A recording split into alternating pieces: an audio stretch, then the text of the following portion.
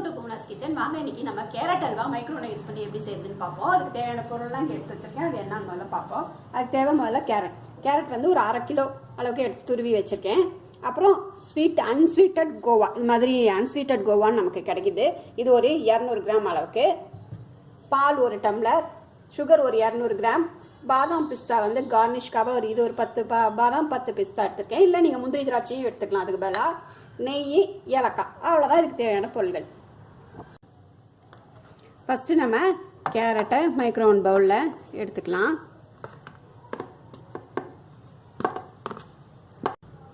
அரை kilo கேரட்டுக்கு 1 tumbler அளவுக்கு நான் பால் சேர்க்குறேன். இதை மைக்ரோ ஹையில் ஒரு 5 மினிட்ஸ் வைக்கணும்.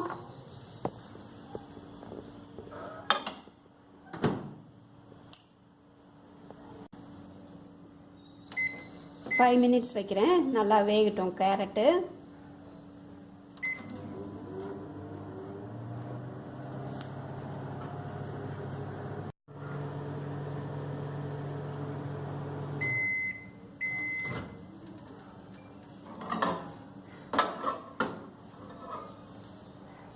கேரட் இப்போ நல்லா வெந்துருச்சு. இப்போ நம்ம சர்க்கரையை சேர்த்துட்டு திருப்பியும் உள்ள வைக்கணும்.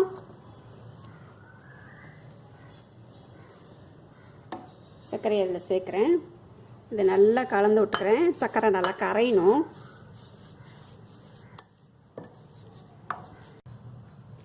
இதே நம்ம கேஸ் ஸ்டவ்வில் இந்த கேரட் அல்வா பண்ணோம்னா அடுப்பில் பக்கத்துலேயே நின்று கிண்டிகிட்டே இருக்கணும். நமக்கு வந்து கஷ்டமான வேலை அது. ஆனால் இப்போ நம்ம மைக்ரோவனில் பண்ணோம்னா ரொம்ப ஈஸியாக பண்ணிடலாம்.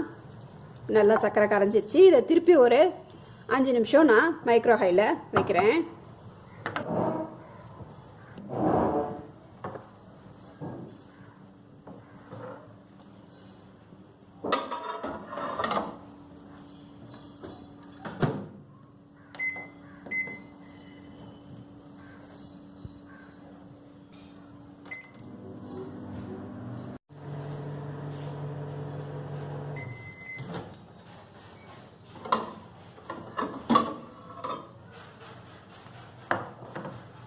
கேரட் நல்லா வெந்துருச்சு, சர்க்கரையெல்லாம் அதில் கலந்தாச்சு.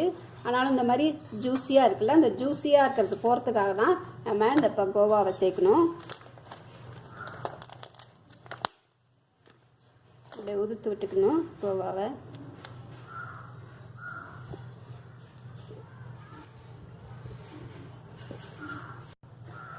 இதை நல்லா இப்போ நம்ம கரைச்சி விட்டுக்கலாம், கலந்து விட்டுக்கலாம்.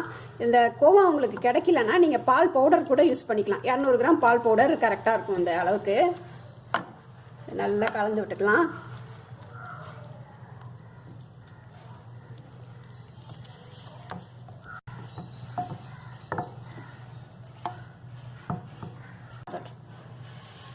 இப்போ நல்லா இந்த பால் கோவாவை கரைச்சி விட்டுட்டாச்சு. இப்போ திரும்ப இதை ஒரு 5 நிமிஷம் நம்ம மைக்ரோ ஹையில் வைக்கணும்.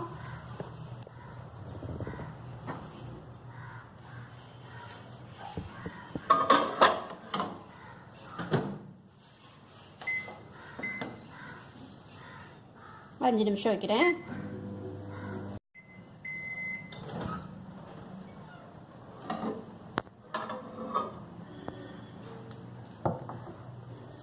பாருங்கள், கேரட் அல்வா கொஞ்சம் பாதி ரெடி ஆயிடுச்சு. இன்னும் ஜூஸியாக தான் இருக்குது, இன்னும் ஜூஸி இது போகலை.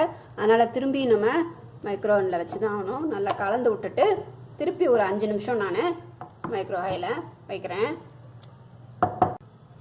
உங்கள் மைக்ரோவனில் எவ்வளோ டைம் ஆகுதோ அதுக்கு தகுந்த மாதிரி அட்ஜஸ்ட் பண்ணி வச்சுக்கோங்க. நான் இப்போ 5 நிமிஷம் வைக்கிறேன்.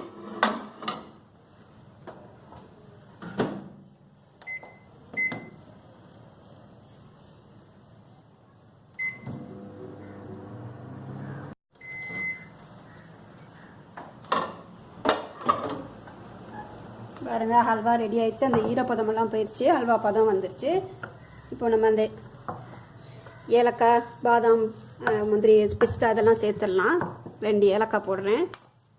பாதாம் பிஸ்தாவும் எடுத்துருக்கேன். நீங்கள் முந்திரி திராட்சை போட்டுக்கிறதுனாலும் போட்டுக்கலாம். அதெல்லாம் அவங்க ஆப்ஷன் தான், எது உங்களுக்கு பிடிக்குமோ அதை போட்டுக்கோங்க. ஒரு 2 ஸ்பூன் அளவுக்கு நெய், அவ்வளோதாங்க. நெய் 2 ஸ்பூன் தாங்க. இவ்வளோ அல்வா செஞ்சதுக்கு 2 ஸ்பூன் அளவுக்கு தான் நெய் தேவைப்படும். இதுவே நம்ம அடுப்பில் நின்று கிண்டோம்னா நிறைய நெய் தேவைப்படும். மைக்ரோவனில் செஞ்சோம்னா நெய் எப்போவுமே கம்மியாக தான் செலவாகும். இப்போ ஹல்வா ரெடி. இப்போ அல்வா ரெடி ஆயிடுச்சு. நம்ம இதை ப்ரெசன்டேஷன் பண்ணுவோம். பாருங்கள் 30 நிமிஷத்தில் கேரட் அல்வா மைக்ரோவனில் ரெடி ஆயிடுச்சு. இது நீங்கள் நிறையா செஞ்சு வச்சுட்டு ஃப்ரிட்ஜில் கூட 4-5 நாள் வரைக்கும் ஸ்டோர் பண்ணி வச்சுக்கலாம். வேணுங்கிறப்ப எடுத்து மைக்ரோவனில் ஒரு 30 செகண்ட்ஸ் 40 செகண்ட்ஸ் வச்சு எடுத்திங்கன்னா சூடாக சாப்பிட்றலாம் கேரட் அல்வாவை. நீங்களும் இதே மாதிரி செஞ்சு பார்த்துட்டு எனக்கு ஃபீட்பேக் கொடுங்க. என் சேனலை சப்ஸ்கிரைப் பண்ணுங்கள். தேங்க்யூ.